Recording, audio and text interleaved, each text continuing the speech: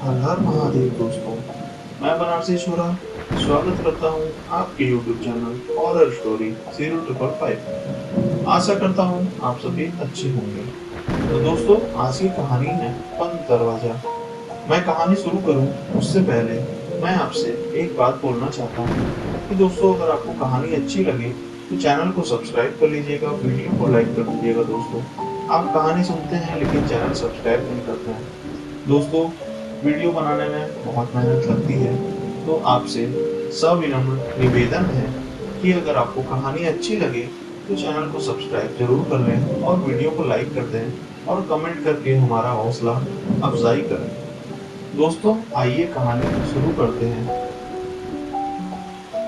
विनय एक बीमा कंपनी में काम करते हैं। उनकी कंपनी उनको एक जगह से दूसरे जगह ग्राहक से मिलने के लिए भेजती रहती है, जिसके कारण वो अपना घर एक ठिकाने पर नहीं रख सकते थे। इस बार उनको नेपाल के छोटे से पहाड़ी इलाके में जाना था, करीब 1 महीनों के लिए।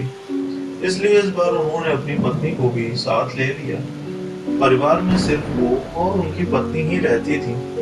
विनय और उनकी पत्नी दोनों नेपाल के लिए निकल पड़े। वैसे भी ठंड का मौसम था और नेपाल में ऊपर से बहुत तेज बर्फ पड़ रही थी। वो लोग अपने घर पहुंच चुके थे। अपने घर तक पहुंचने के लिए उनको बहुत संघर्ष करना पड़ा, क्योंकि घर छोटे से गांव में एक पहाड़ी इलाके में था, जिसकी वजह से दोनों बहुत थक चुके थे। रात के 12:30 बज चुके थे। जहां वो रह रहे थे वहां दूसरे घर एक दूसरों से बहुत दूर दूर थे। बाहर जोरों से ठंडी हवा और बर्फ गिर रही थी। दोनों अपने रजाई में दुबक कर आराम ही कर रहे थे कि अचानक उनको लगा कि किसी ने उनका घर का दरवाजा खटखटाया है। फिर उन्होंने सोचा कि क्या पता तेज हवा चलने की वजह से ऐसा हो रहा हो, इसलिए उन्होंने उसको अनदेखा कर दिया। अगली सुबह विनय जिस काम के लिए आया था उसके लिए वो निकल पड़ा। उसकी पत्नी घर में अकेली ही थी। उसको समझ नहीं आ रहा था कि वो घर में बैठे वक्त कैसे बिताए। उसने सोचा कि चलो क्यों न बाहर जाकर कुछ देख लिया जाए। बाहर ठंड तो थी पर हवा नहीं चल रही थी, इसीलिए उसने अपना स्वेटर पहना और बाहर निकलने को तैयार हो गई। जैसे ही उसने अपना घर का गेट खोला, वैसे ही देखती है कि घर के पास बने एक खंबे के पीछे से छोटा सा बच्चा खड़ा है, जो उसको चुपके चुपके देख रहा है। विनय की पत्नी ने उसको अपनी ओर बुलाया, पर वो नहीं आया और वो वहां से भाग गया। अगले दिन भी कुछ ऐसा ही हुआ। वो लड़का उसको फिर से घूरे जा रहा था। इस बार उसकी पत्नी ने उस बच्चे को पकड़ लिया और पूछा कि तुम यहाँ क्या कर रहे हो। उस बच्चे ने कुछ नहीं बोला और न ही कुछ बताया। विनय की पत्नी ने उससे उसके घर के बारे में पूछा, तब भी वो कुछ नहीं बोल रहा था। आखिर में उसका नाम पूछने पर उसने अपनी धीमी सी आवाज में अपना नाम सूर्य बताया और फिर वहां से भाग गया। उसको उसका व्यवहार कुछ समझ नहीं आया। ये सिलसिला ऐसे ही चलता रहा। वो बच्चा रोज उसको खंबे के पीछे से निहारता रहता था।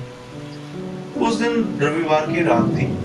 दोनों घर में अंगीठी के सामने आग ताप रहे थे, क्योंकि बाहर की हालत बहुत खराब थी। इतनी खराब कि कोई थोड़ी देर के लिए बाहर निकल जाए तो उसकी जान चली जाए। अचानक दरवाजा किसी ने खटखटाया। उन दोनों को फिर से लगा कि शायद हवा की वजह से ऐसा हो रहा हो। तभी फिर से किसी ने दरवाजा खटखटाया। इस बार खटखटाने की आवाज साफ आ रही थी। ये आवाज सुनकर दोनों डर गए, क्योंकि इतनी रात को, वो भी जान ले लेने वाली ठंड में, आखिर कौन हो सकता है। दोनों केवल एक दूसरे का मुंह देख रहे थे। अचानक दरवाजे के बाहर से धीरे धीरे रोने की आवाज आने लगी। तभी विनय ने जोर से आवाज में बोला, कौन है बाहर। कुछ देर तक आवाज तो नहीं आई, पर बाद में धीमी सी आवाज आई, दरवाजा खोलो, कृपया करके दरवाजा खोलो, बहुत ठंड है। ये आवाज किसी छोटे से बच्चे की थी। तभी विनय की पत्नी को ये आवाज जानी पहचानी लगी। उसने कहा कि ये तो वही बच्चे की आवाज लगती है जो रोज घर के बाहर खड़ा रहता था। विनय की पत्नी ने कहा कि हमें उसे अंदर लाना चाहिए। वो भागते हुए अभी दरवाजे के पास जा ही रही थी कि अचानक उसके घर के फोन की घंटी बजी। फोन एक पड़ोस में रहने वाली औरत का था, जिससे आज ही विनय की पत्नी मिलकर आई थी। विनय की पत्नी ने फोन उठाया। वहां से उस औरत की आवाज आई, हेलो जी, मैं आपको बताना भूल गई कि अगर आपके घर के बाहर कोई भी दरवाजा खटखटाए तो उसको मत खोलना। विनय की पत्नी ने कहा कि अभी मेरे घर के बाहर एक बच्चे की आवाज आ रही है जो दरवाजा खोलने को कह रहा है। तभी उस औरत ने कहा कि नहीं, आप बिल्कुल मत खोलना। वो असल में एक आत्मा है। यहाँ जब जब तेज आंधी और ठंड पड़ती है, वो तब तब सबके घर के बाहर जाता है और दरवाजा खोलने को कहता है। वो ठंड का बहाना बनाता है और दरवाजा खुलवाने की कोशिश करता है। अगर कोई गलती से भी दरवाजा खोल देता है तो वो अगले दिन बर्फ में दबा हुआ मिलता है। ये सुनते ही जैसे उसके पैरों से जमीन ही खिसक गई। वो सोचने लगी कि जो बाहर दरवाजा खटखटा रहा है वो असल में एक आत्मा है। उन्होंने दरवाजे नहीं खोले। अगले दिन ही वो दोनों भागकर पड़ोसी के पास गए और पूरे मामले के बारे में पूछा। उस औरत ने बताया कि इस गांव में एक परिवार रहता था।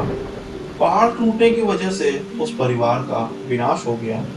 बस एक बच्चा बच गया। वो दूसरों के घर जा जाकर खाना मांगता। एक दिन बहुत जोरों से बर्फ की आंधी पड़ रही थी।